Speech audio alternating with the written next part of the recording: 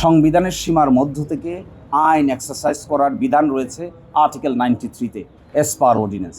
Also article 65 অনুযায়ী parliament is one of the constitutional organ যারা নাকি এই কাজ করতে পারেন। কিন্তু পার্লামেন্টে পাশ করা যে কোনো আইনই পরবর্তীতে বিচার বিভাগ কর্তৃক রিভিউ করার সুযোগ থাকে। আমরা এখন গভর্নমেন্টকে বলছি, please do not take any unreasonable, unconstitutional, anti-reform project. If you take any anti-reform project, unconstitutional law, if you pass by the parliament, that will be challenged before the high court subsequently.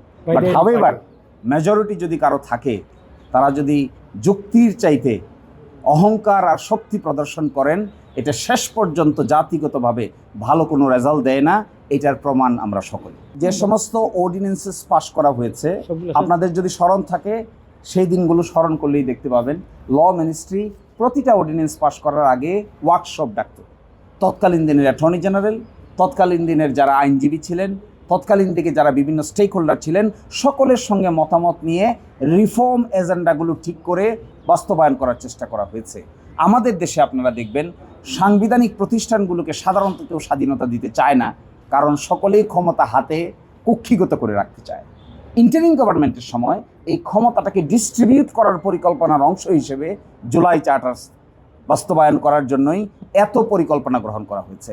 আবার যদি সেই ক্ষমতা কুক্ষিগত হয়ে এক ব্যক্তির হাতে কেন্দ্রীভূত হয়, তাহলে তো ঘুরে ফিরে সাংবিধানিকভাবে আরেকটা ডিকটেটোরিয়াল টেন্ডেন্সি ক্রিয়েট হবে। ফর এক্সাম্পল দেখেন, 2 বারের বেশি একজন ভদ্রলোক প্রাইম মিনিস্টার হতে পারবেন না।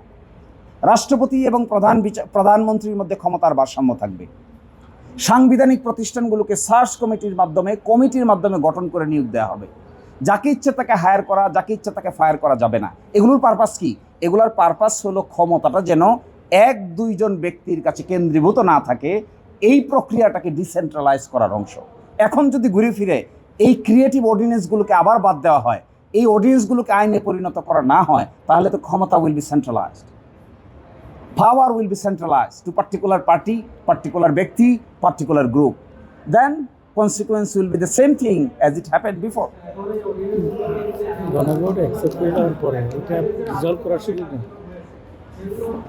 এখানে ওনারা প্রস্তাব করেছেন কিছু কিছু অর্ডিন্যান্সের অধীনে অনেক কাজকর্ম হয়েছে, ওনারা বলেছেন এগুলোকে সেভ করা হবে, হেফাজত করা হবে।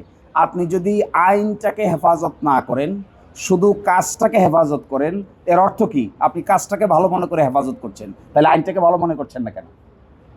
ইফ ইউ ডু হেফাজত, আপনি যদি হেফাজত করেন কোন আইনের অধীনে গৃহীত কর্মকাণ্ড, মানে কি?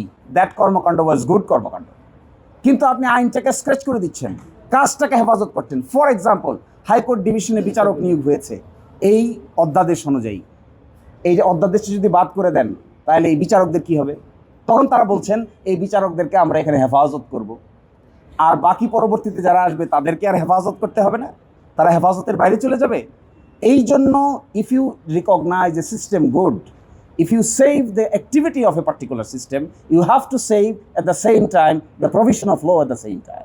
আপনি আইনকে স্ক্র্যাচ করে দিয়ে কাজটাকে বাস্তবায়ন করবেন, তাহলে পরবর্তীতে এই কাজটা কী করে হবে? পরবর্তীতে আবার তো হাইকোর্টে বিচারক নিয়োগ দেওয়ার প্রশ্ন আসবে, অল্প দিনের মধ্যে আসবে। আপিলের ডিভিশনে বিচারক নিয়োগ করার প্রশ্ন আসবে। এই প্রশ্নগুলো কিভাবে সলভ করবেন?